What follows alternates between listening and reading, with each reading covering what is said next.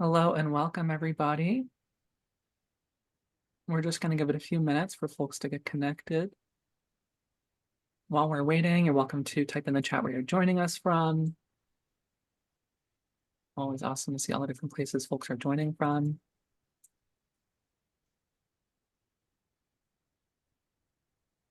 So welcome to those who are just joining us. We're going to give it a few more minutes for folks to get connected. While we're waiting, you're welcome to type in the chat where you're joining us from today. Always really cool to see all the different places folks are joining from. I see we have New York, Buffalo.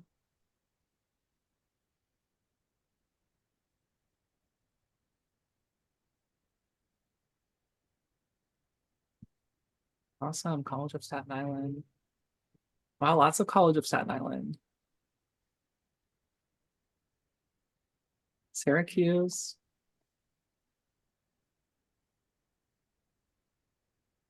Oh my God, Staten Island folks, hello.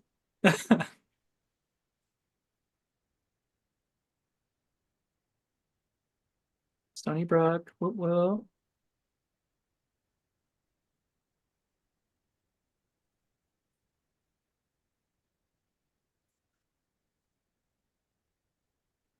Awesome, Rochester.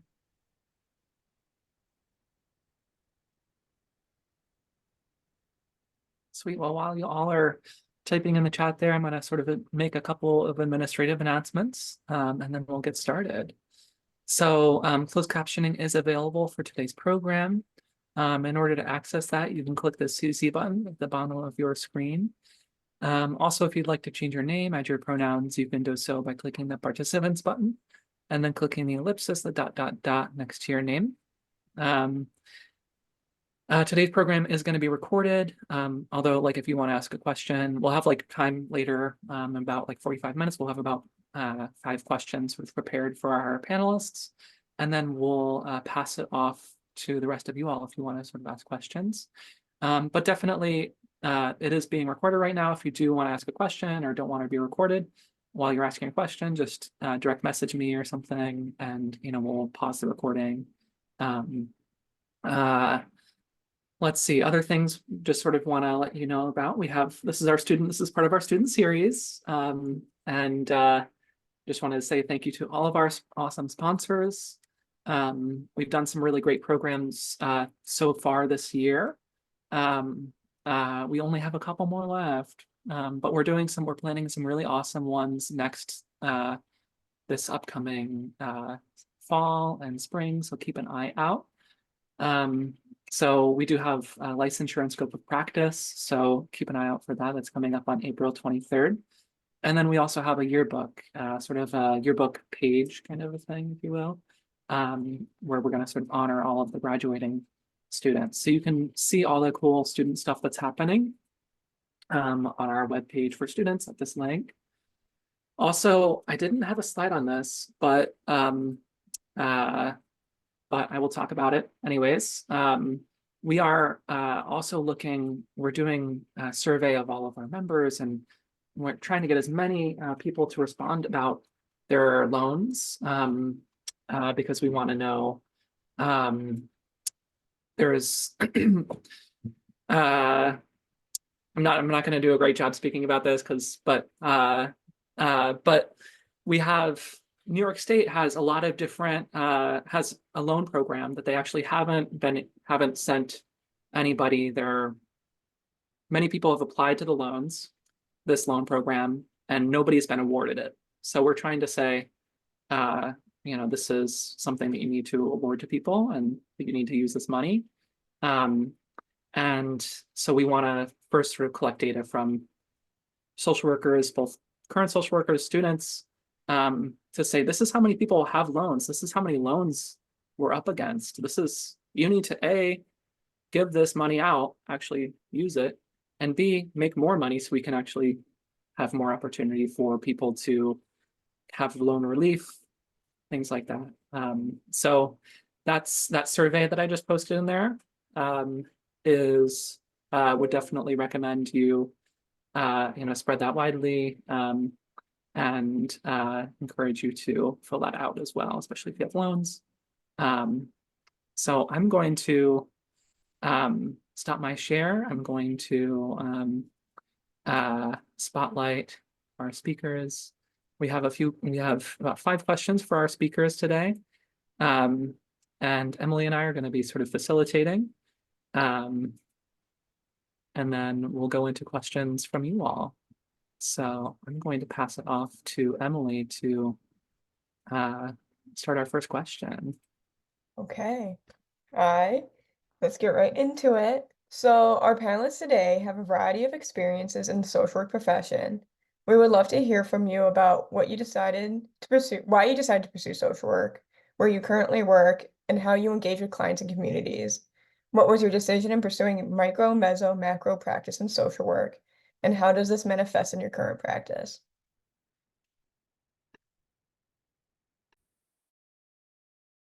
I think we're going to go with Dawn, Gavin, and Dira. So Dawn, if you want to start us off. Oops. Good evening, everyone. I forgot that because my name starts with D, I gotta go first. Um, Good evening and happy Tuesday, everyone. Emily, I'm gonna ask you to work with me bit by bit with each question in that series. But I'll Okay. first share with you all that my name is Dawn Shedrick. I am a licensed clinical social worker. I'm coming at you from Brentwood, New York, on Long Island, Suffolk County to be exact.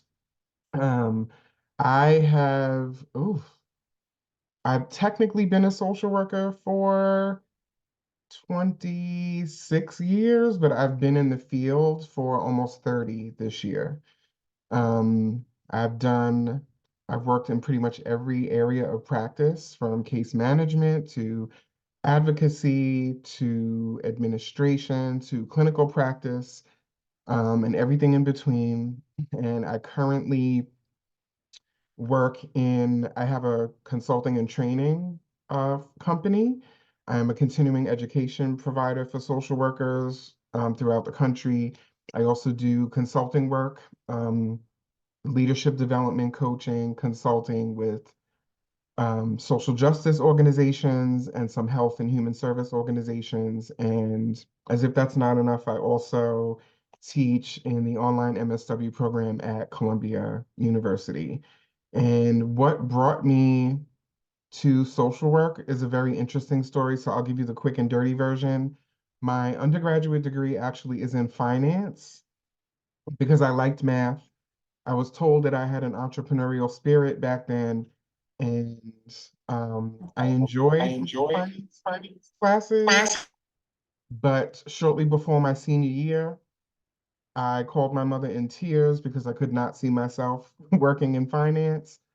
And I realized that I had been raised in a family who either worked in health and human services or we all volunteered together. My mother like had us engaged in the community our entire lives, my siblings and I.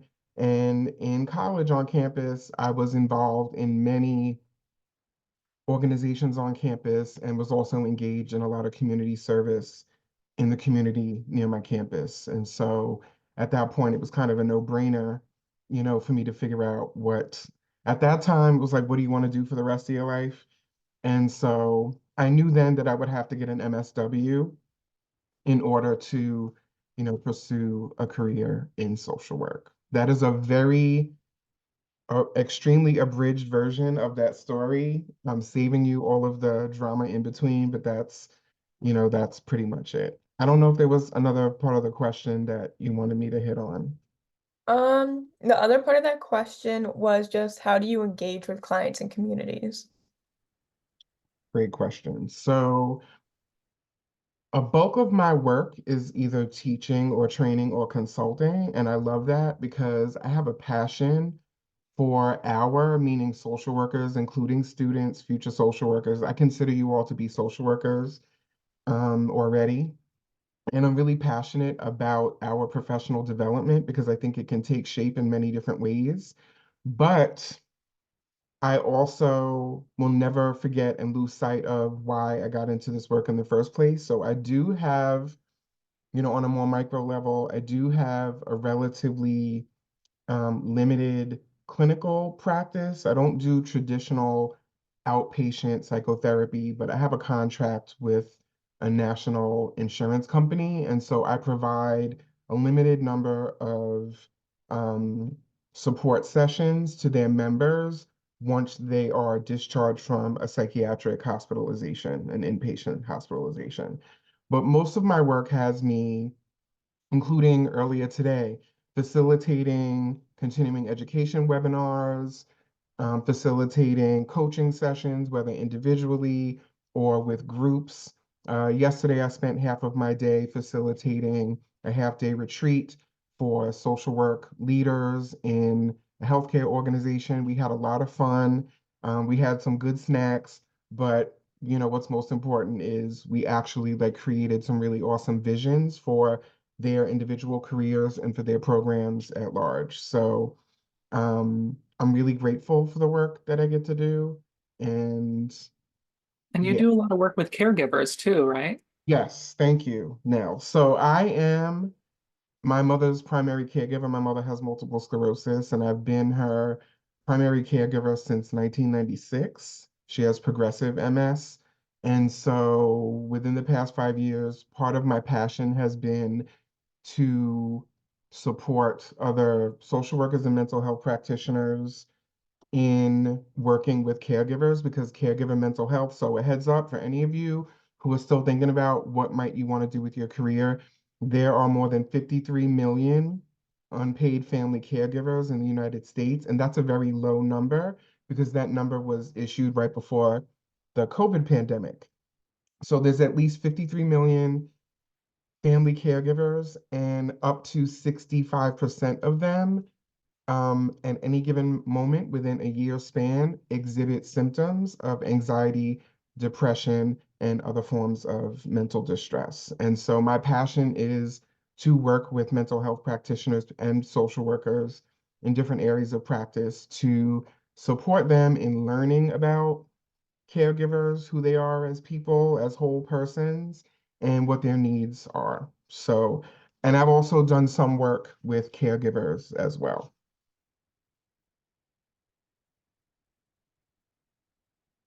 Thank you.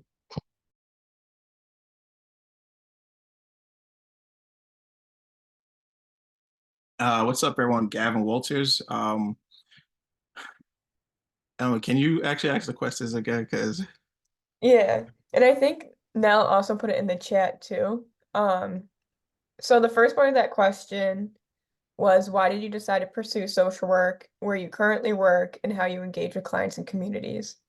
okay, so why did I pursue it? Well, I'll say a lot of stuff happened for me to actually choose this career. Um, when I went in the military and came out pretty early because of a medical discharge. My goal is always to become a police officer, then become mayor in my town. That was like my goal after high school. So unfortunately, when I came out of the service, I couldn't pursue law enforcement because of my medical condition. So one of the things that I always thought about, like, what can I do to serve, when I can't do that? So went to criminal. I actually have a bachelor's degree in criminal justice. I wanted to do something within law enforcement but if it wasn't a police officer, it was going to would be with something. But unfortunately, my health kept being the root cause of so many reasons why I couldn't pursue certain stuff. And then I decided, something, what brought me here and why am I going through this? And one of the things that I realized is that as veterans, a lot of us, when we come out of service, that reintegration is not the best thing, as well as the support that we get out of service isn't like there. It's there, but if you don't qualify for it, it won't be as equal to the next person that qualifies for it. So when I went to actually, I went to three different colleges, Fordham, Walden, and then at Delphi. The first two, I failed out because of my mental health and physical health. And I was actually going to quit on the second one. But then I said, wait a minute, I have I have to continue what I wanted to do, which was, pursue that social work degree.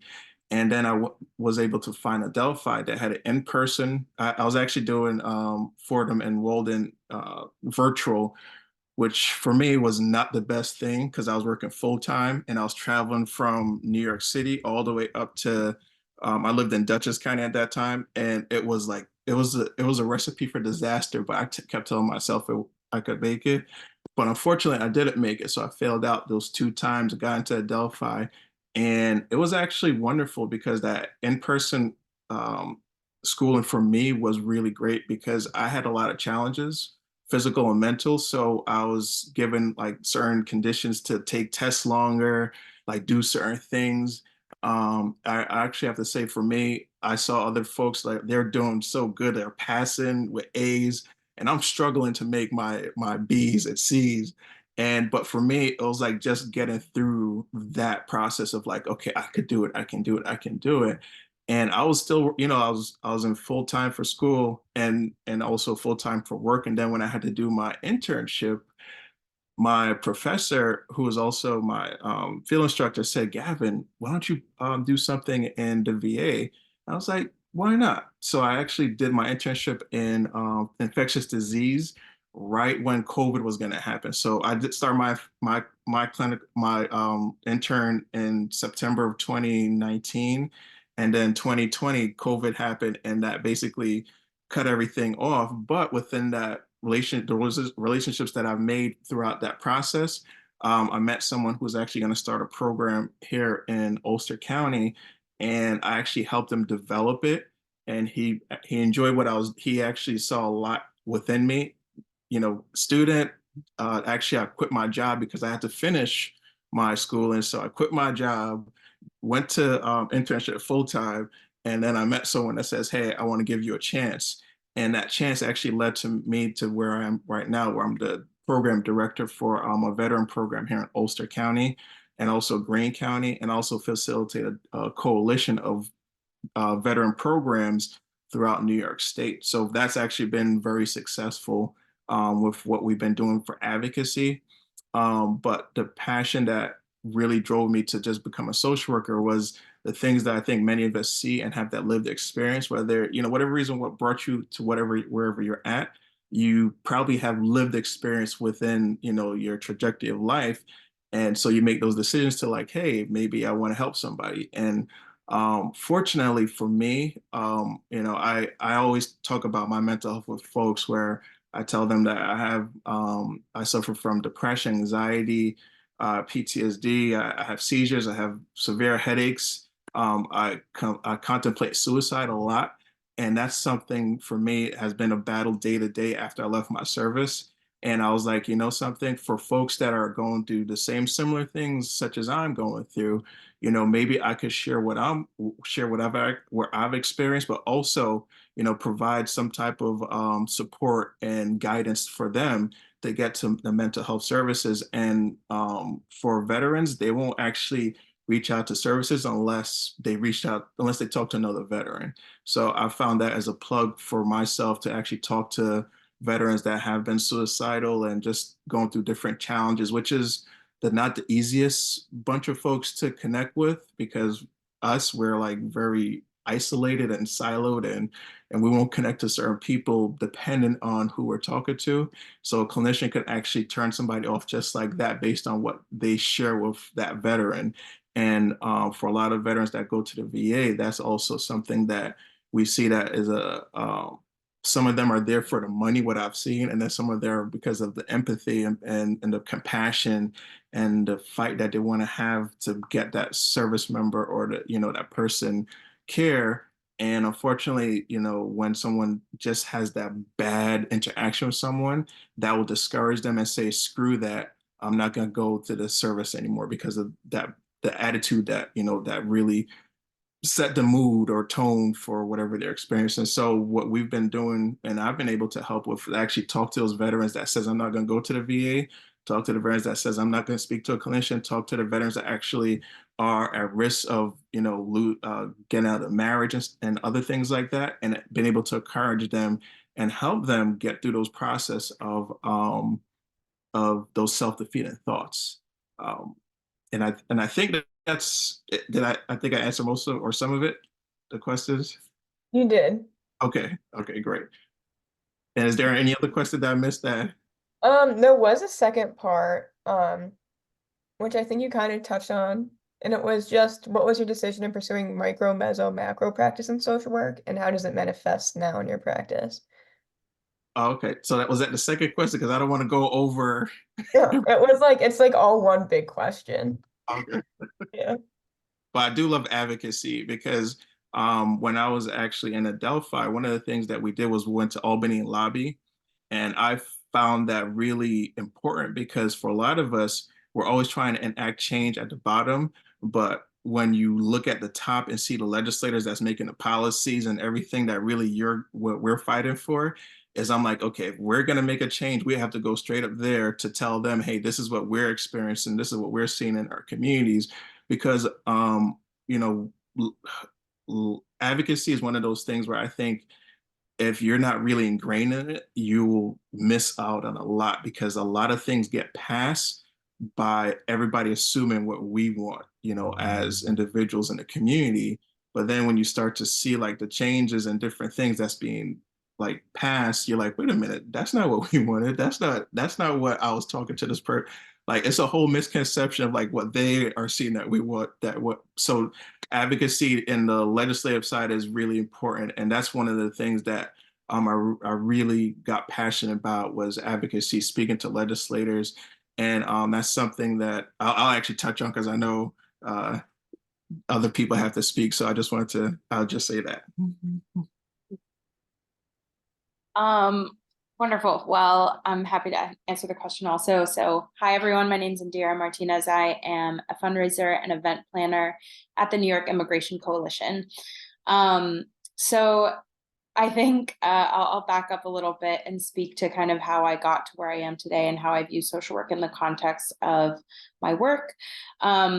So many years ago, I was serving in the Peace Corps and I was working at an extremely like micro scale in my community and just observing a lot of the challenges that folks were facing and realizing that much of what folks were dealing with was very much far beyond the scope of what any individual or what a community can come together and do for themselves, and that there are much larger forces at play at the national level that really lead to the conditions of poverty that we see on the ground. And it also was very obvious to me that there were not any formalized systems to funnel the needs of the community up towards the policymakers in Guatemala, which is where I was working. And of course, we deal with the same exact issues here in the United States. So I was speaking to a fellow volunteer and kind of griping about these concerns and wondering, you know, was there a course of study that could really operate in that middle space and look at the ways in which individuals are impacted by systems. And I think that's the unique intervention that social work provides, is looking at things beyond just sort of a limited psychoanalytic perspective and looking into the broader factors at play. So I pursued my social work degree, and with the intention of going into more of the meso or macro level work. Originally, I thought that might be policy or advocacy directly, but as I kind of moved through my career and discovered the things that I like to work on and the things that I enjoy doing, I became more interested in the donor-facing side of the work. And I think I'll say, like, I never imagined that I would be interested in working with donors and working in fundraising. But to be very frank and honest, I think we can all acknowledge that nonprofits, the way that they're situated in our society, it's not a neutral category, and not all nonprofits are doing good work.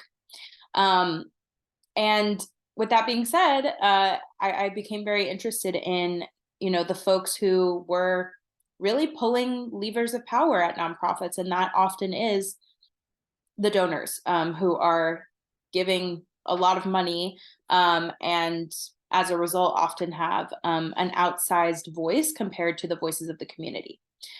So I view very much my role now as operating in an interesting place of looking at this constituency of people who are who have a role to play in making change and making sure that we are framing their understanding of the issues that our community is facing in a way that is rooted in justice.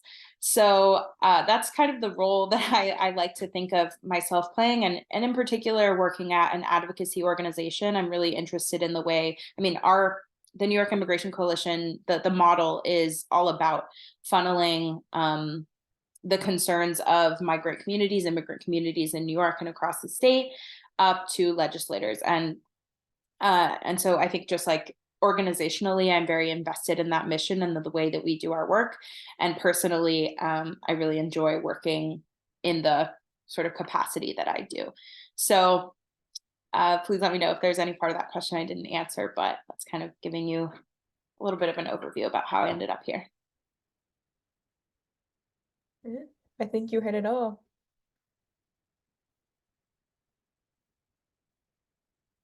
All I'm right. so excited that we have so many awesome, really awesome perspectives from all of you. So our next question is, an ethical foundation of social work is social justice, and many social workers advocate with their clients within systems designed to perpetuate oppression. How have you sort of measured your success in these settings? And in what ways do you find your role and purpose align with the social work values of social justice and advocacy? So we'll kind of start with Dawn and Gavin and Indira, and definitely popcorn around if you have anything you want to add on to one another too. So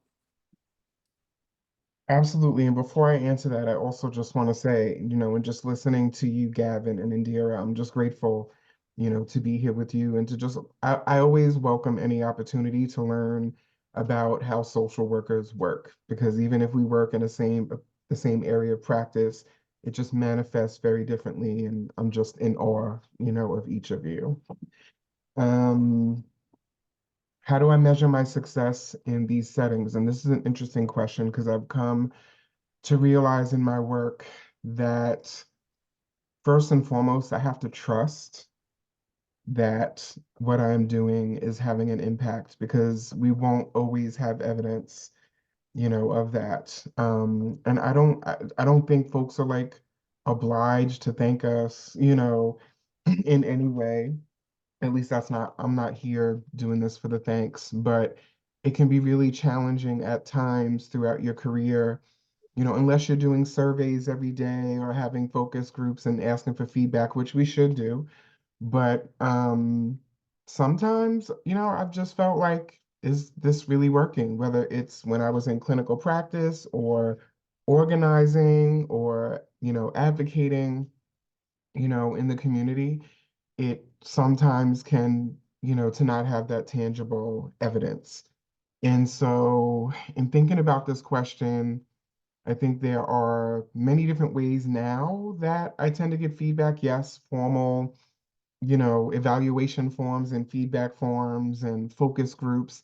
I, for my business, have an advisory group that is comprised of like folks in the community. And because of the nature of my work, yes, a lot of them are social workers, but it's not simply so that I get feedback from social workers, but feedback from, clients that, and communities that I actually work with.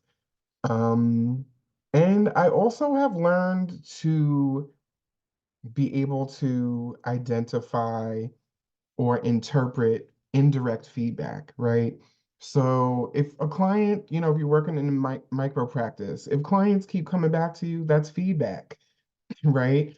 Or sometimes a client may tell you, that was really helpful, the conversation, the last session, that might have been really helpful. Or sometimes they're thanking you for just referring them to a particular resource that panned out for them. And yes, I do have access to particular metrics, again, such as formal feedback or numbers, those types of, metrics. But, what is most meaningful, to me tends to be, yeah, like that indirect, unintentional, feedback that I get, from the folks that I work with on different levels. And what ways do I find that my role and purpose align with the social work values of social justice and advocacy? Um, First and foremost, I don't have it right here at my desk because it's in another part of my home. But I always have access to our code of ethics, our values and principles. I'm very familiar with them. And not just for the sake of memorizing them, but I literally like hold myself accountable to make sure that I am operating in alignment with our code of ethics. And so that could be just, I reflect a lot. Like I'm a big journaler. I write in my journal. I'm a Pisces, so I think a lot, I daydream, I ideate a lot and I reflect a lot. So it could be that, and just a reflection on a particular issue or something, an interaction that I've had with clients or something similar, that I'm reflecting on, how does that align, with our values? How does that align with, if I'm taking on a particular, say, coaching project, how does that actually like contribute to social justice, right? So many of the organizations I work with are social justice organizations, racial, gender justice, economic justice organizations. I make sure that I also am aligned with their mission and with their organizational vision. And I actually have turned down, a few projects over the years when I just didn't necessarily feel that alignment and I didn't feel as if what I was being asked to do would have me in integrity with our either code of ethics or values. And so for me, it's a constant reflection and it's a constant return to the source to ensure that I'm in alignment.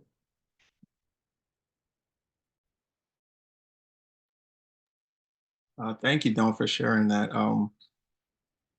How is your measures? So I can say that the success that I've seen have been from the work that we've done overall. When I say the work we, meaning from the programs that I've worked with across New York State. So in 2020, when we started our program, that's during the pandemic. And unfortunately, we were one of the organizations that then governor said, no funding for you guys until we basically fix the budget for New York State. So we're like, no, we said no because we're like, okay, the veterans that are in our counties and the veterans in our community are not going to put being evicted. Sadly, they said no eviction, but folks were actually getting evictions during that time. So we're like, no, we're not going to stop or do anything to or pause. So what I ended up doing was actually I worked free for like a whole year. Talked to my wife, and actually she agreed with me because I don't make a decision like that without talking to somebody because we had children at the time and still do. So, those were something that it was going to impact us financially, but also, that could affect us across the board. But what we saw was, at that time there were programs in New York State that were not working together, that were working together, if that makes sense. So so if you never heard of it, the Joseph P. Dwyer Peer Project is a veteran that unfortunately passed away in 2009, I believe, from accident overdose. He was a combat veteran. And many of the things that we always talk about is like those veterans that come back from combat or experience military sex trauma or whatever it is, they have they have those challenges and barriers that they bring with them. And unfortunately, they self-medicate, they find ways to go down that rabbit hole. And for Joseph, he went down that rabbit hole after he always reached out for help. But unfortunately, that one time that he reached out for help, they didn't come in time. So he passed away. And then it started that thing, that cycle, that the thing that we always look at, like, why did this happen? We start asking questions, and then legislation comes in. So they piloted 4 counties, and then it came to 7 counties, and then 12 counties, and then we became the 23rd the 24th and 25th county was Sullivan County. So 25 counties have the program in 2020. And New York State saying that we're not going to give anybody any money because we don't have money. So the stuff that you're doing basically is great work. Keep doing it, but you're not going to get any money to do it. So that's where we're like, no. So what we ended up doing was I reached out to every county and said, hey, you know, this is something that I think I've seen over and over where you guys are always fighting for money.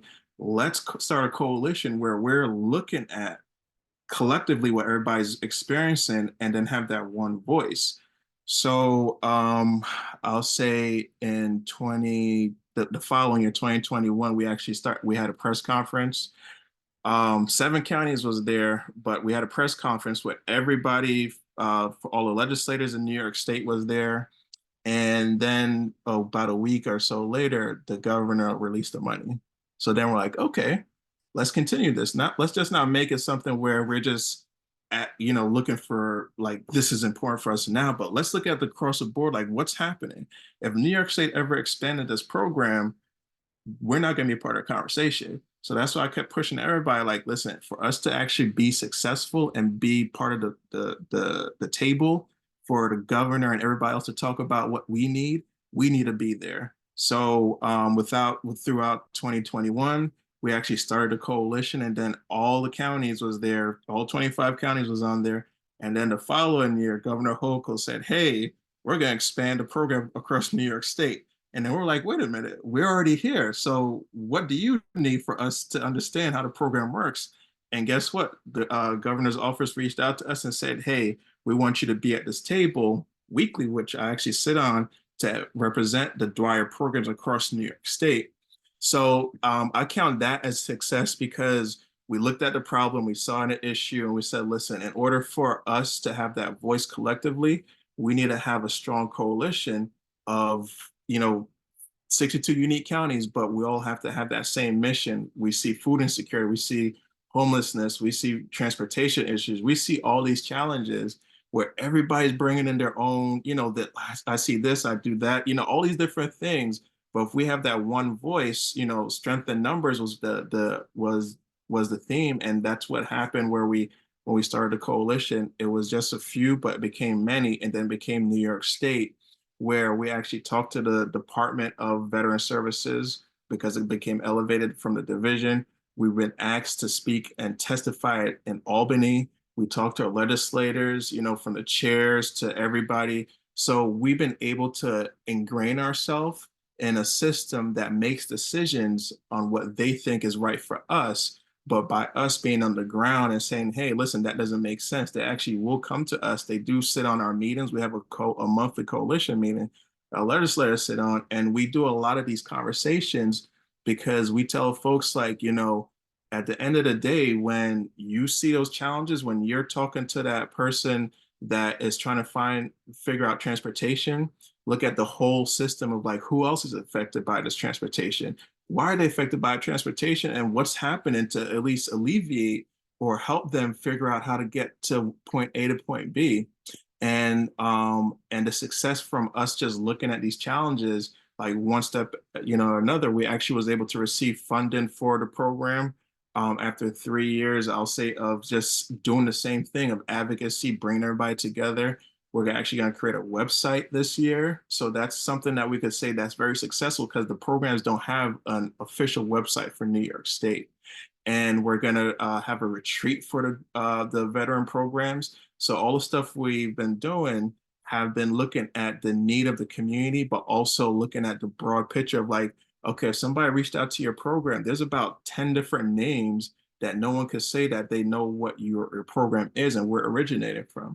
So that's where the website is going to be all encompassing, as well as a resource for everybody looking to get connected to veteran resources and organizations throughout New York State. So what we've been able to accomplish have been, I'll say, through everybody's dedication and trust and seeing the process. Because once we went through the process and once we got through everything, the purpose at the end of the day was really what we wanted to was get the word out, have our legislators reach out to us for us to be at the table. So now that when conversations and things do happen in everybody's individual county, we do have those conversations, we do address it. And I think that's the success that that we've been able to accomplish, because it looked at the need of the community as well as, you know, what the community needed. Um, and also with the, you know, social, the role and purpose aligned with the social work values, value social justice and advocacy. We've actually done a lot of things with oh geez, minorities. Like, one of the things that I've seen is that Black veterans will not get services. You know, another thing that I've seen is my sister, who's a veteran, doesn't go to the VA because there's no childcare. You know, those are just little things that people will say, wow, you know, that's big. But when you look at the picture of like why they're not doing it, why the VA will ask, why are veterans going to the VA? And then you start looking at the little slices that stop somebody from going to those things. Like, we are looking at the person and asking what they need. What do you need in this community? Like, how can we get you to get healthcare, or, you know, or get services? And, you know, those are the things that I think, you know, just the values of like us being social workers. We're looking at the person, trying to work with them to figure it out and letting them understand, like, you know, through the process, it's not going to be easy, but if you stay the course, you know, you can get to that goal. So each individual person, you know, even though we look at stuff in a macro, we still look at everybody individual, because every county, from what I've seen, is absolutely different. And there's so many egos and personalities that will stop something from being accomplished, that if you know, if you get caught up in that, it will actually stop you from finishing or getting to that goal with that person. So I definitely want to say, like, you know, you're going to hit a lot of roadblocks when it comes to the community, of people not believing what you're saying, or saying, hey, what is the alternative? They're going to say what if, ands, and buts. Like, they're going to throw out so many reasons for you to doubt what you're trying to do, that I say continue with what you think is right for that person. Do not stop. Do not quit. You know, allow them to understand that the person that you're representing is the person that's going to put them in office, you know, as well as they're a human being. And every time they put numbers on us, because when I go to the VA, I tell them my social security number because I'm a number. When we talk to folks, you know, so DSS and all of them, they look at numbers. So we're looking at the person themselves, their name, where you're from, you know, what are you doing? So look at more depth in an individual. And that's where we're trying to help I'll say the system understand that people are not numbers, and they're not the numbers that will fill a bed for the $10,000 that you'll get for them or whatever, but they're the individuals that have lives and have a purpose in life. So I just wanted to pull that little plug, so to understand that, you know, don't quit at what you're doing, because there you definitely have a purpose. You definitely will see that the people that you're working with will be really will find value in what you're doing with them.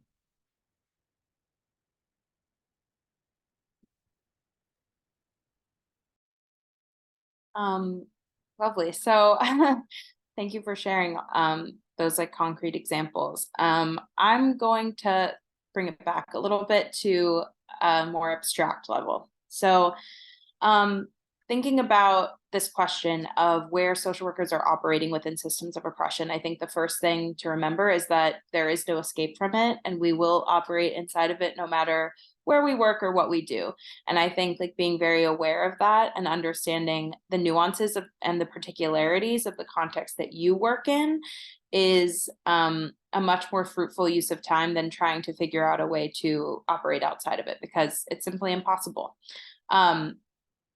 So with that being said, I think one practice that I really like to engage in when thinking about how I can be successful, while understanding that I'm never, like, my individual work is never going to upend capitalism, for example, is by stepping back and reconnecting to vision. So I think a lot, I have learned a lot, I think, in my life from great literary figures and thinkers like Audre Lorde and Octavia Butler. And I think those teachers really speak to the importance of envisioning the world that we do want and imagining what we would like things to look like in our wildest dreams, and then moving towards it.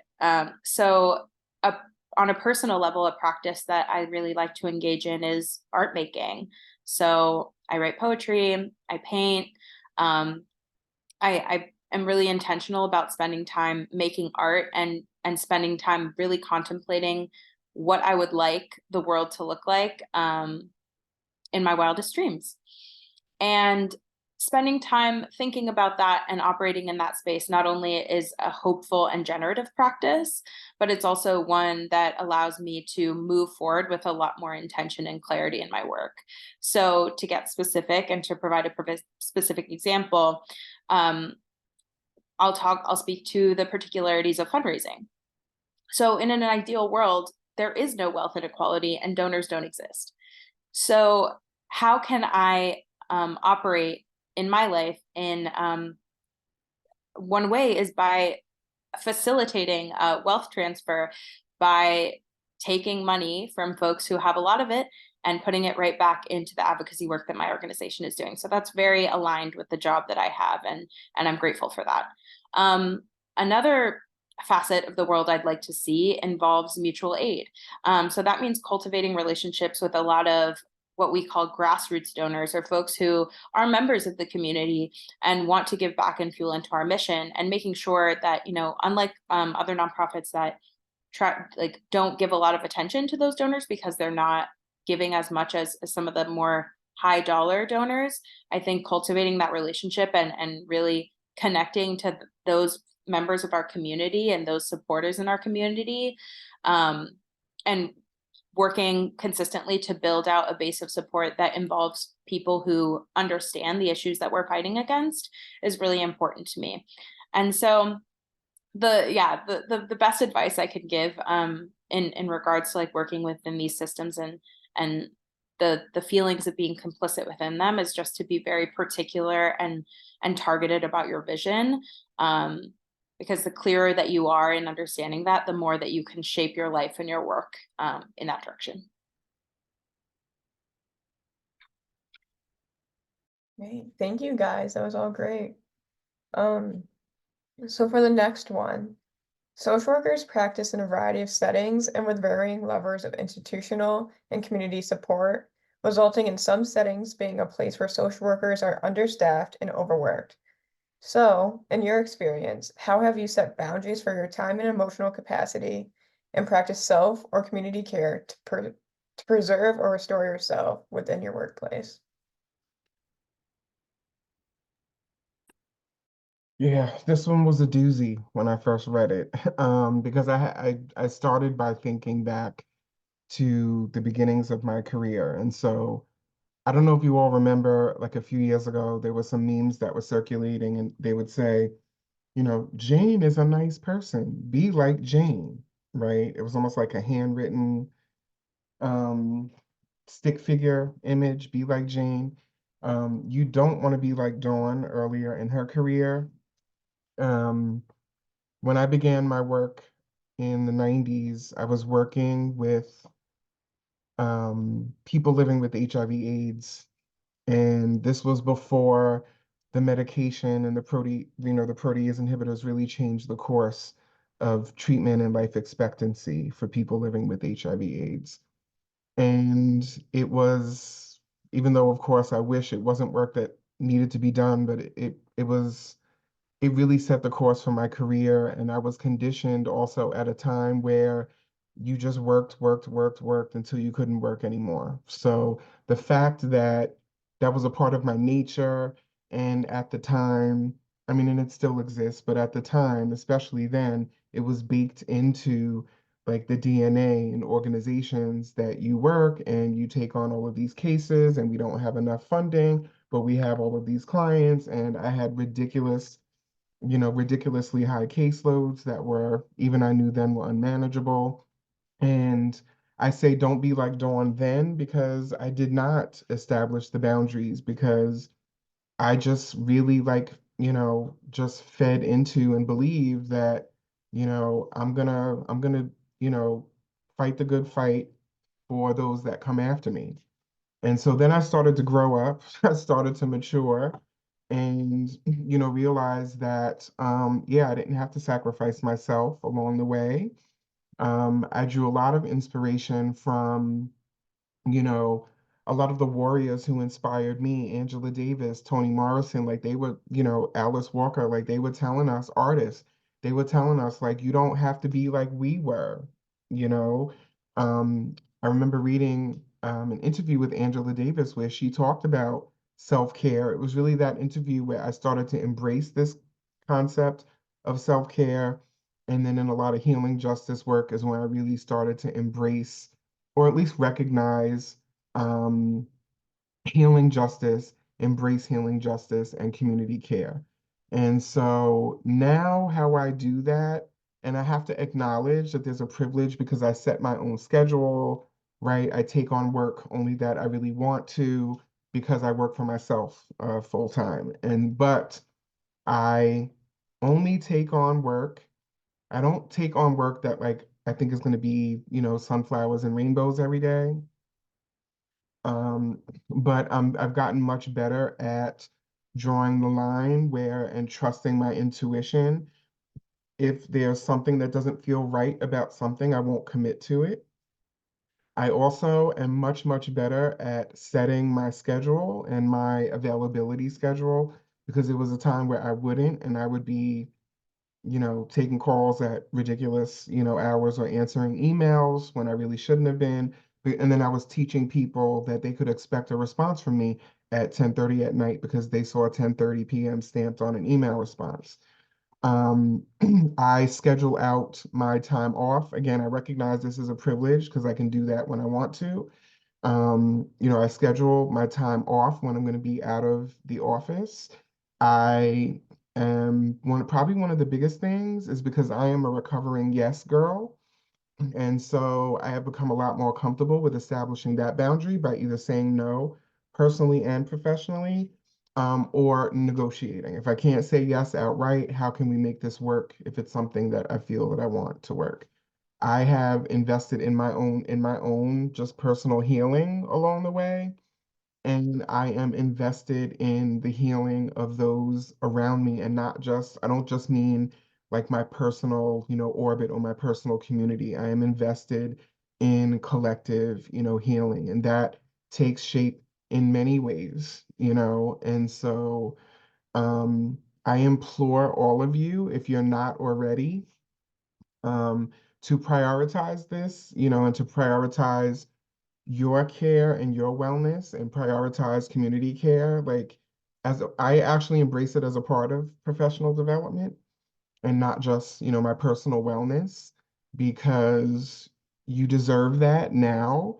And what I appreciate about where I believe we are now collectively is that we are realizing that we literally do not have to kill ourselves in the service of others and that we don't have to allow ourselves to be harmed because the very systems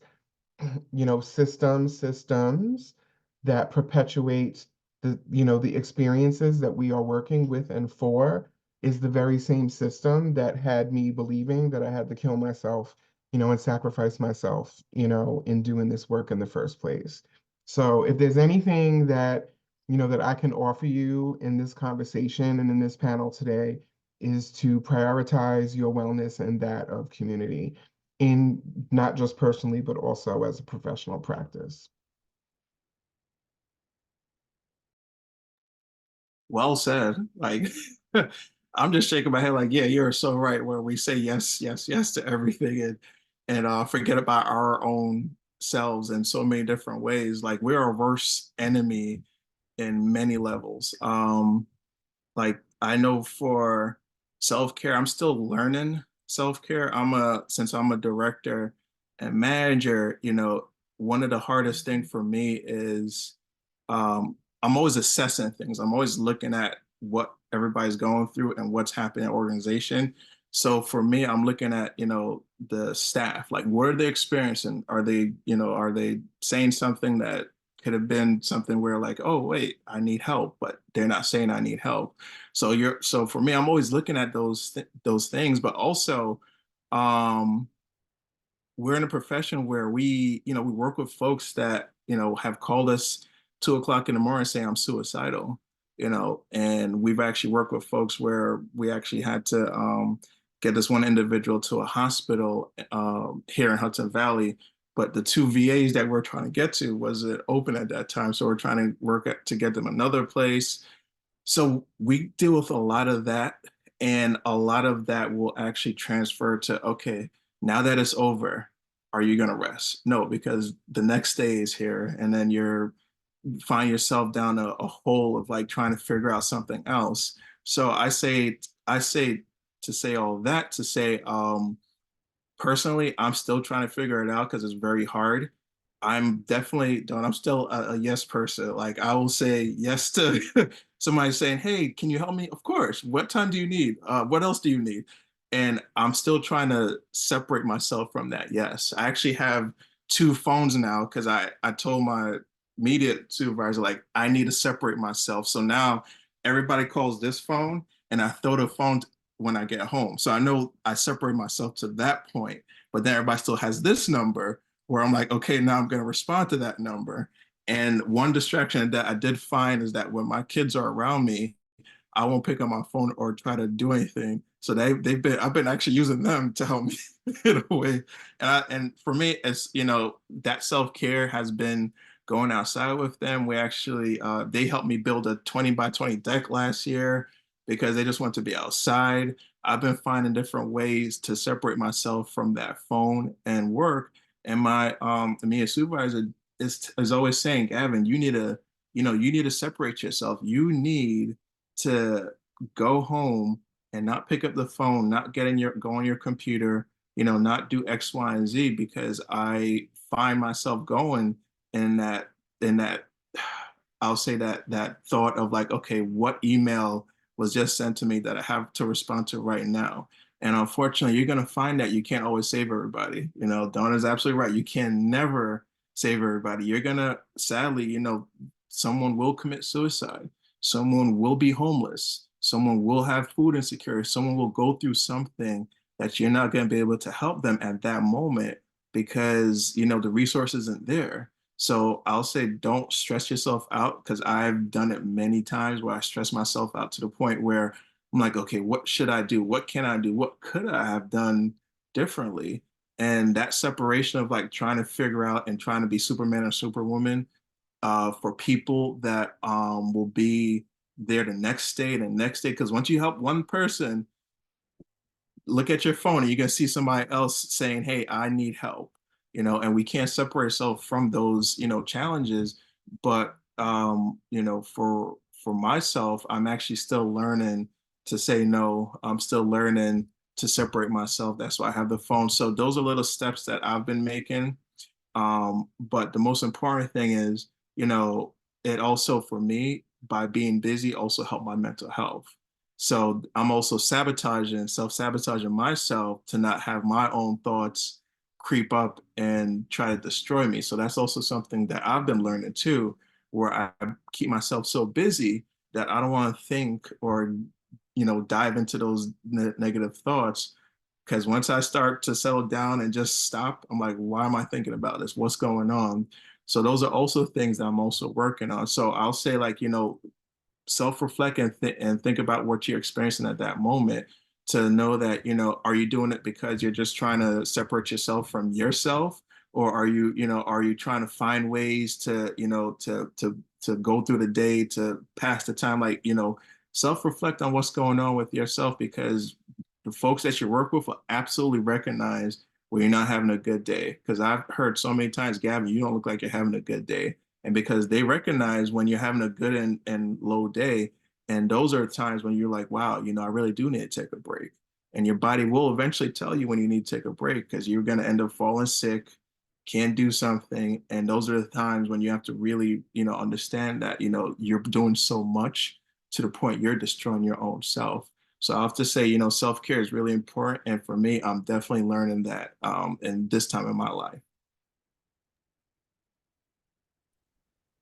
It's really lovely to hear from both of you. I think I just want to acknowledge from the outset that my role within my organization, I'm not exposed to the types of vicarious trauma that you both deal with.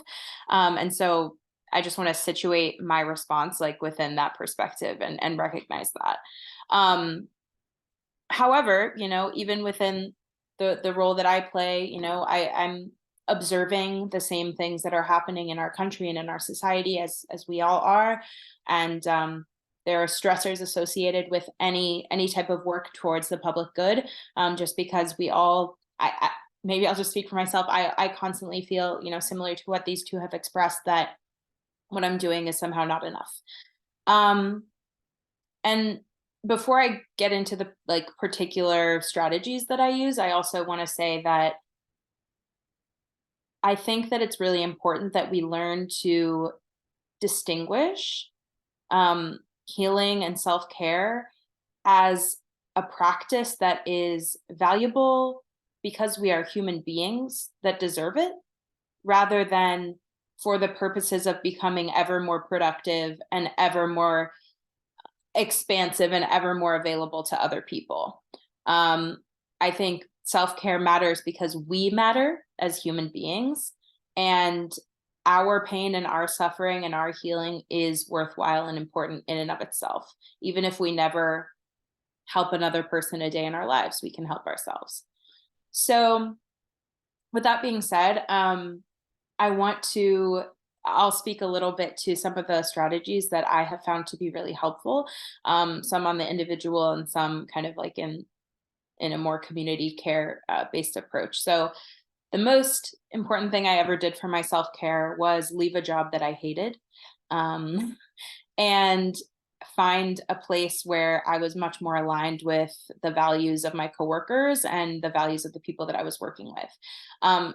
Just simply relieving myself of the burden of having to explain my perspective constantly and advocate for my point of view to people who simply did not get it, was hugely beneficial for my mental health and has been very transformative. So I think quitting is sometimes the best form of self-care that we can practice. And then sort of on the more individual, like micro level, as I said before, I practice art making very much as a healing practice for myself. I work in my community garden so that I can engage with people who live around me and who come from different walks of life, often are older than me, and I learn a lot from them. And I prioritize my friendships. I prioritize my time outside of work. I think capitalism wants to lie to us and tell us that every moment that we're not spent, that we don't spend like working towards some goal or some metric that has a number affixed to it is a moment wasted. But to me, a life well lived will never be a life wasted. So I hope that, you know, that's a message that might resonate with some of you as well.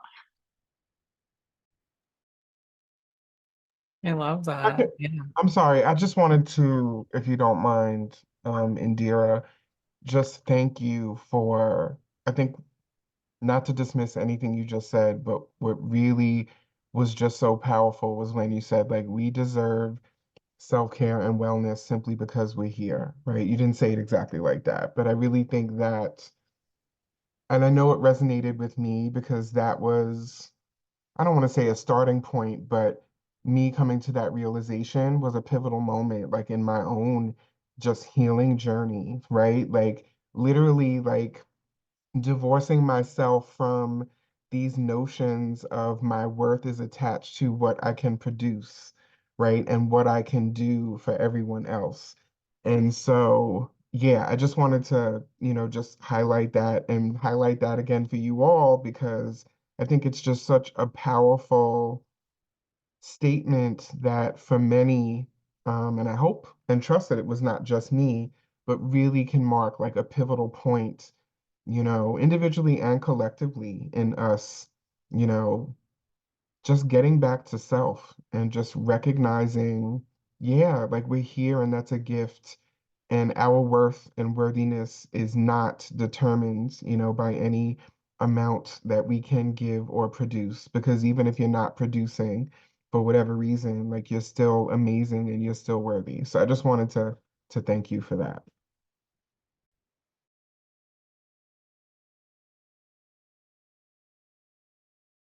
Well, thank you for saying that. I really appreciate it.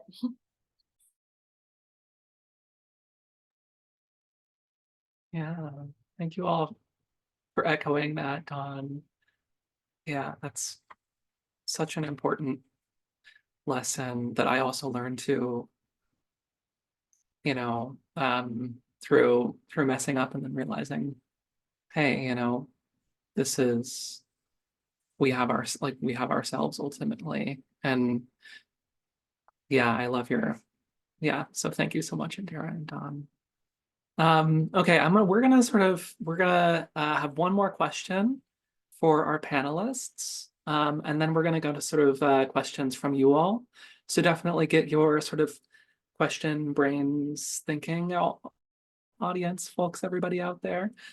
Start thinking about some questions. You're welcome, after this question, after we're sort of done discussing this last question, we'll go to your questions in the chat, or you're welcome to speak up and whatnot, and we'll kind of open it up to you all. So this last question we have for you is that, many of our sort of forward-looking, many of our participants tonight are students or soon to be social workers or already social workers. Do you have any tips for new graduates, both BSW or MSW, looking for a social work job? What are you excited to see fresh graduates take on in the future? Yeah, so sort of, yeah, how are you? I have to say, like, as someone who has been in the field for almost 30 years and who I've seen some really promising shifts. Like, I'm really excited for you all. Because, when I was brought up in this, there were very specific paths that we were, taught that we could take and what our work could look like. And even though I have no regrets, what I love is that there really are endless possibilities, and I think many of which we haven't even realized yet. Even like as a social work entrepreneur now, back then, especially when I was in school, the only possibility for being an entrepreneur was if you went into private practice. And at the time that I was in school, I didn't want to. Eventually I did, but that's another conversation. But back then I was just like, okay, like, I guess, I'll never work for myself, you know? Um, so there are so many different possibilities. And even if you don't want to become an entrepreneur, I'm not just focusing on that. Um, the internet has opened up a lot of possibilities.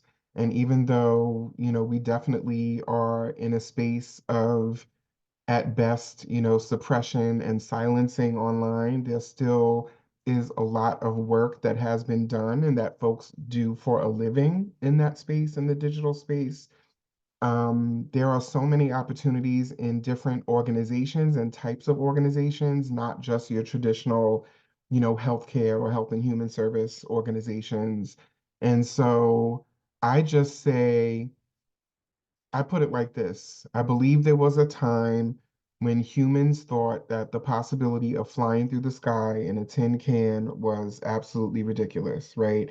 And I know airplanes are not made of tin, right? But I think we tend to take for granted now that, we can hop a flight, albeit hopefully not Boeing right now, but we can hop a flight to get from New York to California as opposed to taking a while to drive to California, right? So I say that to say, think big, dream big, stay connected with your classmates, stay connected with your professors, your field instructors, anyone else that you know, because opportunities, will make themselves known. And if you feel that your passion, may take you in a very creative space or expansive space, like with your degree and your education, um, don't be afraid to seek it out, to look for it, and to go for it. There are a lot more possibilities, these days. And that makes me happy inside, well, inside and outside, because at the end of the day, we are still here, um, to put it simply, to create change. And as the world evolves and as we evolve, even though a lot of the dynamics of the core problems don't, we have opportunities for many more solutions and many more, ways that we can create change. So, yeah, like, yeah, just do it. Seek support. You can also look me up on LinkedIn, as a support as well, because I'm definitely in a space of recognizing and wanting to continue to support all of the ways, that we can affect change as social workers.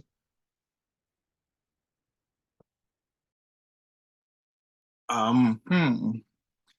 I will say there's a gentleman by the name of Alan Watts. He says, what would you do if like money was no object?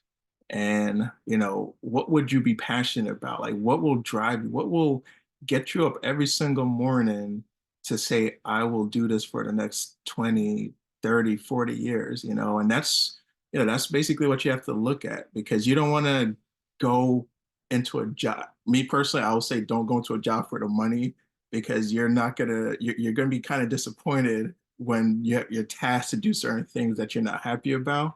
But look at what you're passionate about now. What drives you to get to the next step? What drives you to look at, helping that person that you see that has, that's bleeding ulcers on their feet, or just, in a situation where they're going to be homeless? Like, what are the things that drive you to feel compassionate about those folks? And I'll tell you this, that when you are able to exude that compassion and empathy, the people will recognize it. The people will see that you're there because you're compassionate about it. You're willing to help them. One of the things that I've seen at the VA is that there's some social workers that is there that you could see, okay, they're just there. And then there's the social workers that you absolutely will go to and actually reach out for help, and not those ones that are just there. And I see that, and I could say that personally because I see that so much times with veterans saying, hey, I had a great experience at the VA because of X, Y, and Z person. And then they're going to talk about that one person that didn't show compassion and did not listen to them. So they will absolutely recognize why you're there. Are you really there for them, or are you just there for the money? They will, folks will absolutely see that. And that's something that, it'll help you develop in your career. It'll help you go further in your career. It'll help you understand that, you're gonna see more people and hear more people talk louder. They're gonna say, wow, thank you for listening to me. Thank you for being here. Thank you for, they're going to say thank you. You're going to say, I'm just here because I enjoy it. I'm here because I want to help you. And, and that's something that does, it's as sad as it is, you don't really, it's not like a skill that most people have, listening and being compassionate and understanding. And and that's one thing that, I've seen through, my own personal experience where, someone will, be compassionate and listen. So I'll say, as, social workers, if you move to a clinician, or if you get your, your PhD or DSW, whatever it is, just know that, your people see what you're doing and they recognize it. And then also for, for job wise, I'll say advocacy. For me, I'm just gonna say advocacy. Definitely go the route of advocacy, because a lot of the things that you're doing and a lot of things that you're seeing, it is, it doesn't get changed. It doesn't, you don't really see the change unless you start talking to the folks that really start making those changes. And unfortunately, we are the ones that they're listening to. We are the ones that, when you go to Albany, sit and testify and talk to legislators, they'll say yes, they'll talk to you, but you have to go beyond that. You have to go meet them face to face and start talking to them, and then explain to them why these things that you're talking about is important for the folks that you're representing. And and that's important because a lot of the individual, I'm from Jamaica. When I came here, I basically had nothing, because when my parents came to Texas and everything, we lived on food stamps. I was actually left back because they thought that without my me speaking patois wasn't something that could be seen as the next grade. Like, I'm like, okay, why am I getting left back? I know more than this, I know more than these students. And, and one of the things that I've seen just growing up is that if the things that you see is important, but also what you see is, I'm sorry, I'm trying to explain it well enough to where everybody understands, because it's like you see so much challenges, you see so much issues, you see so much things that will stop somebody from, pursuing something, or in a situation where, and I say homelessness and food insecurity a lot because that's what we deal with a lot here in Ulster County, as well as, and we see it a lot in the community where folks are going to pantries and folks are asking for gift cards, and individuals are asking for gift cards just to pay for gas, and those are things that, I've grown up seeing personally. But then when you see it with other people, you're like, okay, why is this happening? And still, after 40 something years, why are everybody still experiencing that? And then you start looking at, okay, maybe there's some things that need to be changed in legislation. Maybe there's things that's available for folks that, that is there somewhere. So I say all that to say, lobbying and advocacy is something that, I'll say is a good direction to go in if you feel passionate about it, and as well as you don't mind doing research, because people always ask about numbers, like what the data come from and everything else. So I definitely have to say, look into research, advocacy, and also just recognize that, what you're doing, people definitely see why you're doing it, and, if you're compassionate about it. Okay, I guess I'll finish this off. Uh, so, I'm hearing like a lot of similarities in what Don and Gavin have shared, and what I have to share as well. And, I'm sure you've all heard this advice a million times, but you've heard it a million times because it's true. And that advice is just to do you.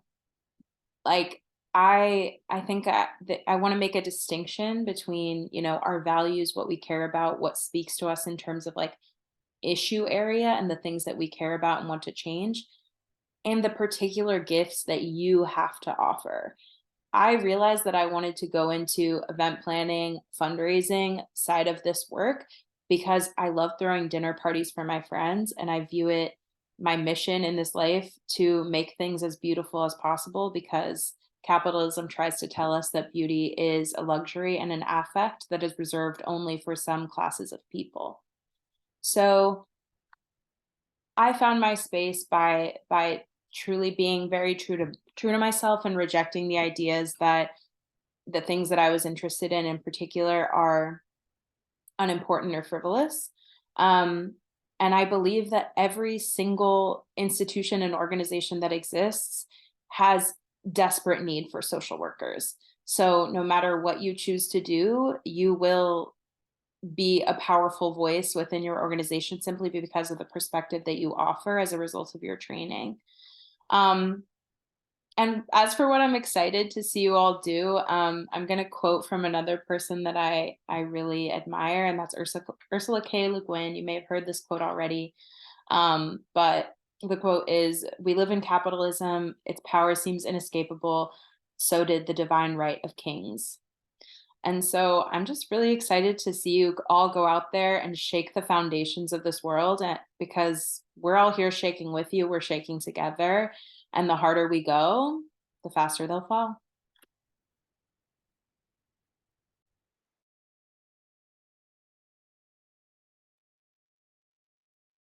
Yes, I love that. I love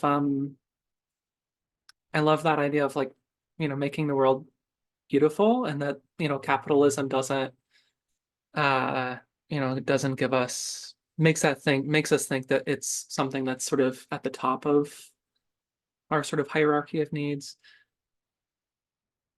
And yeah, so definitely folks, if you have questions, type them in chats, raise your hand. while we wait for folks to sort of have questions. I also want to say, if anybody wants, I can put my email in the chat. Like if any of you want to like get a coffee or meet up, video chat, like I won't speak for my other panelists, but I'm very interested in supporting any of you in any way I can. So if there are questions that come up even after today, please reach out.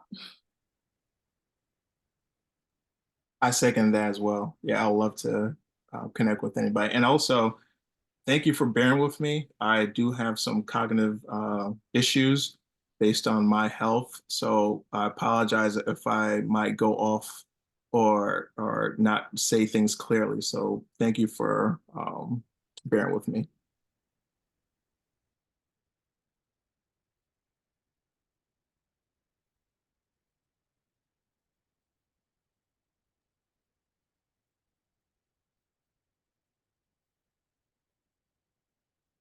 Yeah, thank you, Gavin. I mean, it was amazing to hear from you and hear, you know, what you've overcome and how you serve your community as well. And Dira and Don, both of, you know, your feedback, you know, your and Dira, your sort of vision that you're sort of looking towards and creating is really going to stick with me and think about, you know, going to sort of continue doing that. I see that you're dropping that in the chat. That's really awesome. You know, we have maybe about 10 minutes if anybody does want to, you know, raise your hand, type in the chat question or anything.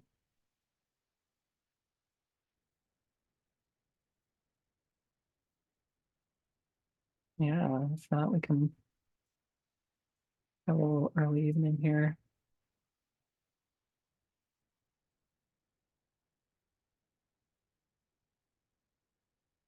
Yeah, I see so many folks saying thank you. That's awesome.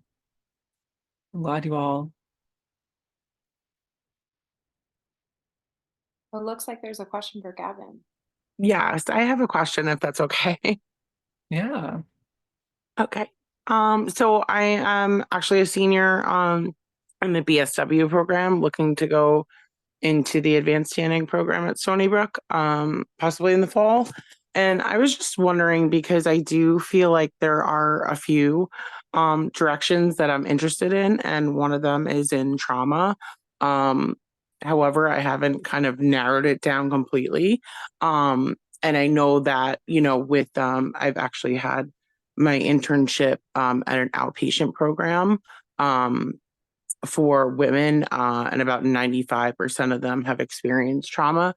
I wanted to know, did you happen to, I know you mentioned that you were a previous veteran, did you happen to do like your internships with veterans? I don't quite remember if you said you did have a previous internship with veterans.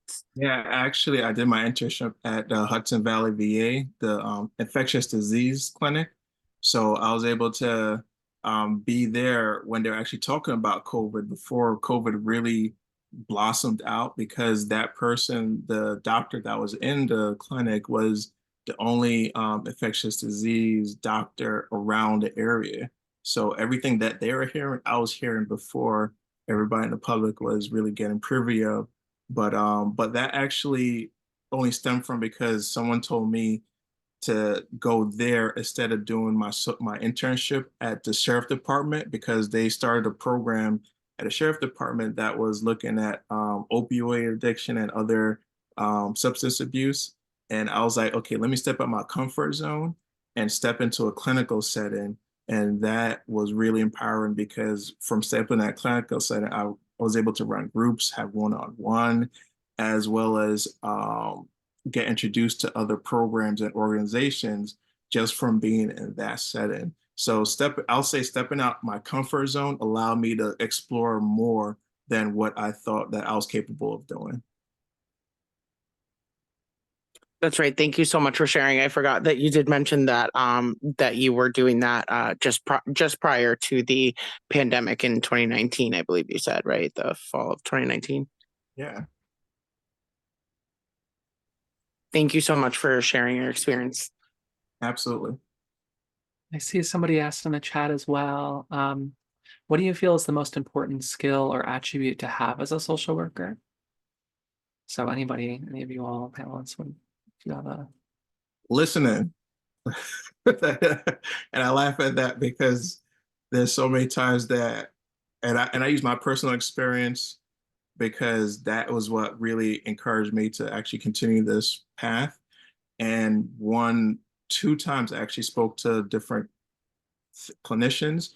And one of the things I always told them, like, I don't want medication. And after the 45-minute session, they asked me what medication I wanted. I was like, you weren't listening to anything I just said when I said I didn't want medication. And that's what actually turned me away from going to the VA for about 2 years, because that person didn't listen to me. So I'll say, listening and just asking the person what, how they're feeling at that moment, to just know that, they might be there based on what the chart says, but there's something else that's, that's bothering them at that moment. So listening is, I'll say, is an absolute tool for just understanding what somebody's going through.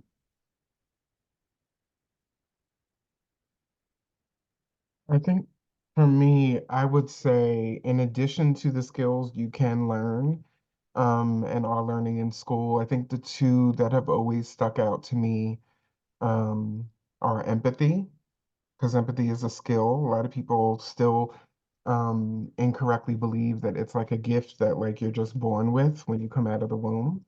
You don't have to have had a similar experience to be able to empathize with someone. And I think that is so critical, no matter what area of practice, micro, meso, macro, it's empathy is always of value to us.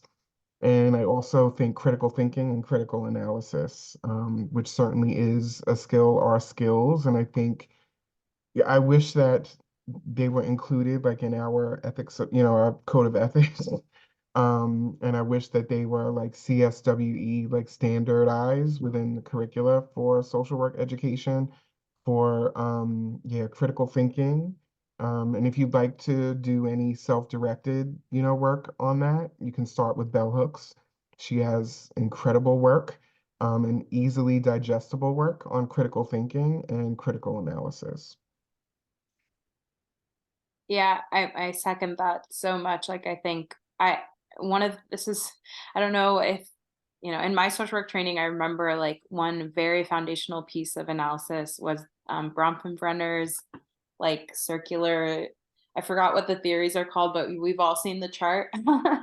I think like using that kind of perspective to critically analyze like the systems of power that people are operating in and how it is affecting them, to me is essential. It's what differentiates us from therapists who focus solely on, the individual.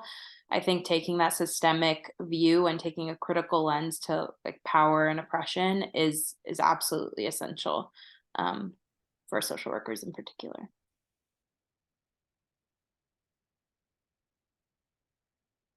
Yeah, I love that, the ecological sort of environmental perspective. And Yes, that's what it's called. Thank you. yeah. and bell hooks as a starting point is fabulous. Yeah, that's awesome. And that, yeah, as social workers, we're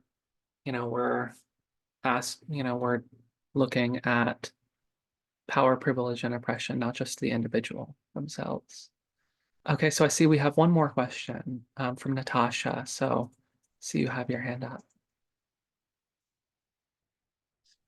Hi, yes. So my question is for Indira. I would just like to know if you can expand on your role a little bit more. I'm very interested in how you got to the position you are.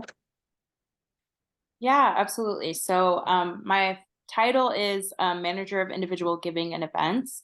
I started out when I first graduated, I was really interested in trying to fit into roles that gave me a little bit of a meso perspective on the field. So I started out at a nonprofit grant maker that worked on capacity building projects with a lot of small nonprofits in the city. And that gave me the opportunity to do a lot of different kinds of work, and see a lot of different types of practice in nonprofits that are like engaging to support people. And it was really trial and error, like my own personal experiences, and then working within the organization, just being attuned to the projects that I was working on that felt really right and attuned, and the projects that I was working on that didn't feel that way. And simply paying attention to that is what sort of led me to realize that I really enjoyed the donor facing events kind of side of things. And after that, it was just a matter of like looking for, roles within like with particular words in the title. And I was really fortunate to find not just a role that I was interested in, but an organization that I'm really proud to work at. And just to elaborate a little bit on what I do day to day. So I'm sort of the point person at my organization for all of the individual donors. So anybody who gives to the NYIC has some sort of contact with me. And then I work planning events to help bring those donors closer into the fold and connect them more closely to our mission and our work. So right now I'm planning an authors event. If any of you want to go, let me know. I'll send you the registration link. But we're bringing together some authors to speak to how narratives of immigration impact their work. And we view that as sort of an opportunity to use like art in particular as a means of communicating things about our community and our mission. So it's a little bit of a different sort of way of like connecting the work that we're doing to other folks who are interested in the same topics. So yeah, that's a little bit more about my job. Thank you. So I see it's around 7:30. I know that there's somebody else who added a question. We might have some more questions as well. Would you panelists be willing to stay a little longer, or if not, you can head out? Okay, yeah. So yeah, we had somebody ask, and definitely like if you have other questions, folks, feel free. It's sort of, I'm very much like, especially these events, and like it ends when we end. Like we don't have to be like exactly whatever to the dot of whatever. So somebody asked here, what is the best what is the best way to deal with burnout? So if you have any thoughts or we kind of talked about. I could speak on the managerial side because I've seen where our staff have like literally burned themselves out to where they went to the hospital because they just kept going and going and going. And one of the things that we've always tell folks is like, separate yourself from your work. Do not give people your personal number. If someone reaches out to you in the after work hours, if it's not an emergency, just direct them to call you, after, the next following day, your work day. And as much as, you try to tell someone to do what's right for themselves, unfortunately, their compassion and their passion for what they're doing will supersede their own health and their own, well-being at times. And what I've seen too is like, for those folks that do get burnout and do eventually leave and, quit because they're like, I can't do this anymore. It's that way of like, in a way, self-sabotaging themselves because they're doing the great work. They know they know it's going to be destructive for them, but they still do it, because they're so passionate about it. So I say, burnout is definitely find ways that you could say will separate yourself from the situation. Like, what are you doing when 5 o'clock come? Are you still opening your computer? Are you still looking at your phone? Are you still talking to clients? Are you still talking to folks after hours? When the weekend come, are you planning accordingly? Are you spending with family? What are you doing to take care of yourself? Are you eating healthy? Like those are, little things that we do for where we self-sabotage and don't think about for ourselves. Eating healthy, taking a break from the computer, where you're on the computer writing notes or seeing somebody or Zooming, at 12 o'clock, are you taking lunch or eating lunch at your desk? I'm guilty of that so many times where, I find myself, I'm eating lunch and on my computer Zooming at the same time because I'm like, okay, if I don't get this done now, I'm not gonna get it done later. And, and for us, for folks that are so compassionate and passionate about the job, we want to keep doing it and going and going. And, burnout is definitely one of those things that happen. I think we have a high percentage for health, mental health workers and social workers. There's a high percentage for burnout for folks that are in our field. And that's because we just go through that rigorous process. But for anyone that does experience it, I'll definitely say try to separate yourself. I said I have 2 phones now because that was something that I was definitely leading towards burnout. So I separate myself with 2 phones. This computer I have, it goes right off when I go home. And I put everything on my work phone regarding emails and anybody that reaches out to me. I took it off my personal phone because I'm like, this is a great way for me just to go into work mode because I'm going to open my phone and see what people are doing. And now everything is on my work phone. So that separation of like what you could do for yourself is a great introduction to finding other avenues to taking care of yourself. I'd like to answer this as well because I was horribly, horribly burnt out at a point in my career. And if you all forgive me for using astrology as a metaphor for a moment, I, like Dawn, am also a water sign. I'm a Cancer. And very much like water, I adapt to the container I'm in. And so when I was in a work environment where certain attributes of overwork were very much, they weren't explicitly asked for, but they were celebrated and noted. Then I found myself pushing myself to my limits because I wanted to adapt to the container I was in and do well by the folks in my workplace. Now I'm at an organization and on a team that has a very different set of priorities and values around work and around self-care. And I have found that immensely helpful in being able to really set boundaries and have those boundaries be respected. So I think like we can take these individual steps to try to do these little things that help us prevent burnout, but also just being mindful of like what type of workplace are we surrounding ourselves in, and are those boundaries going to be respected? I find it a lot easier to avoid burnout in the latter set of circumstances. Yeah. There are 2 things that I always like to say when this question comes up, and ditto to everything that Gavin and Indira said. The first is I think one of the best ways that we can deal with, manage, even, hopefully prevent burnout is to understand what it is, and what it's not. It's not simply you've been working a lot and you're tired, right?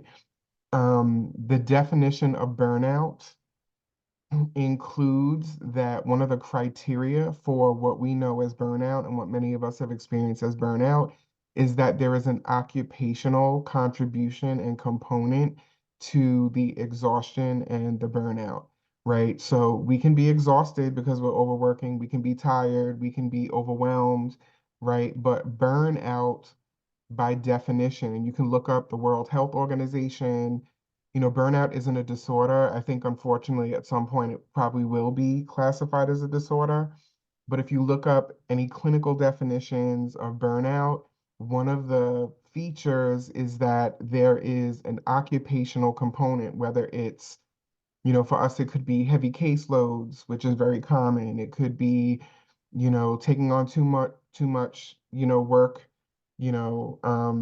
because someone, let's say your supervisor was, left to go take another job, and as often happens, you were, given a lot of their workload, but you weren't given the promotion, you weren't given the pay, they didn't replace your supervisor yet, right? So that, and it doesn't mean that every organization is intentionally inflicting harm on you. It could just be a result of the systems that we work in.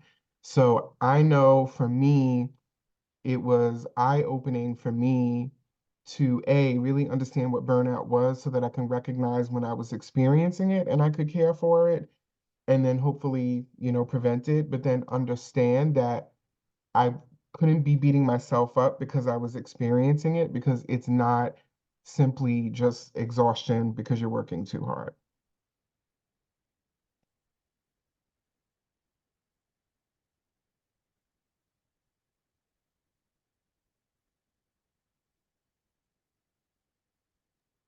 Yeah, I definitely have to say a job could definitely set the tone for you to be successful. Like, uh, I and you're. I'm sorry, I'm messing up your name. I apologize. Andrea. So when I was in working in the city, I actually quit my job because I realized that when I traveled from the city to Dutchess County, for the whole week, it was about 35 to 40 hours of travel on top of the time that I had to be home, work and everything. I'm like, oh my gosh. Like, and I was like, my sanity was going straight down in the gutter because I realized that, the work that Dawn, like you share, like the work that they put on you, and then the work that you have to complete, and then the time that you have to take to get to, home and everything was just so much. And then I actually took a humongous pay cut because I'm like, I rather have a sane mind than, money in the bank. Because at the end of the day, it's like if you don't have a sane mind, you can't ever do any job. You can't do anything that you want to do. So quitting that job was the best thing that I've done. I have to say so. Yes. Quit, everyone quit. But think about it first. Think about what you're going to be doing next.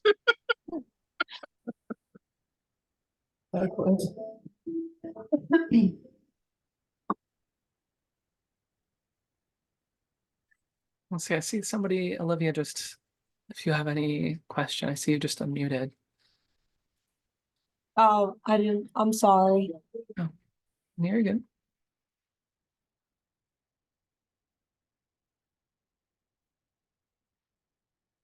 Well, thank you all for your awesome responses and,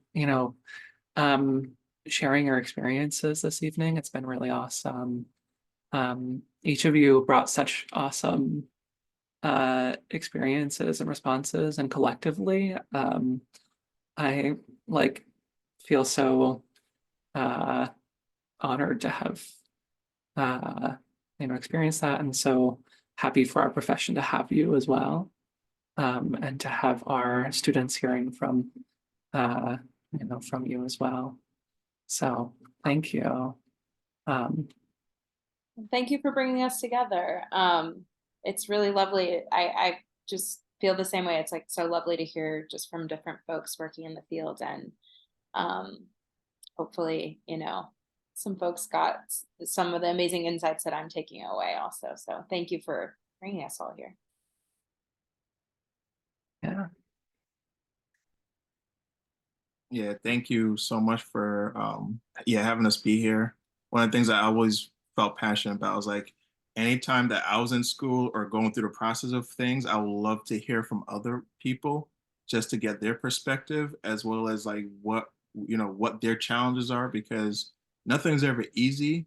But if you're able to talk to somebody that, have that shared experience, it could absolutely be helpful. But one of the things that I definitely do feel grateful about is meeting great social workers like this panel, as well as other folks, because I use the word strength in numbers, because when we're together and we're able to look at an issue and bring it to the forefront, it eventually gets changed. And it just takes a lot of us to come together to recognize the issue and say, hey, we need to change this. And I say thank you all for just doing the great work you're doing.